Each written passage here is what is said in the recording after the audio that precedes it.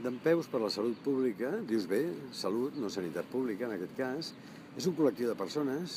que fa aproximadament 7 anys ens vàrem decidir posar dempeus. És a dir, vàrem veure que la situació es degradava i que hi havia serioses amenaces en l'horitzó sobre el que és la connotació de públic en el sistema públic i nacional de salut. Teníem algunes primeres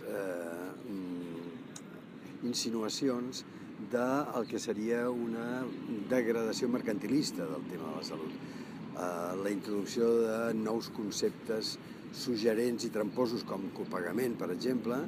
ens va situar i vam dir, escolteu, es tracta d'explicar, situant-nos i reflexionar que no estem parlant de copagament, sinó de repagaments i de que estan pretenent que els propietaris del sistema de salut són les institucions o els governants, quan no és veritat. Els propietaris, els titulars del Sistema Nacional i Públic de Salut és la ciutadania. Per tant, dempeus és un col·lectiu de persones de diferents professions, disciplines, orientacions ideològiques i polítiques i socials, que vàrem dir, comencem a fer una defensa tancada, amb una línia de 3 punts, sobre el que és el Sistema Nacional Públic de Salut, empoderat, representant de la ciutadania, constructor de la nova situació saludable, i que, en definitiva, això vol fer-ho incloent a tothom que aposti per aquestes línies del manifest.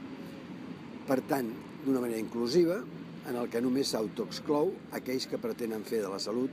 un mercat, un negoci, una altra cosa que no té res a veure, efectivament, amb una actitud saludable.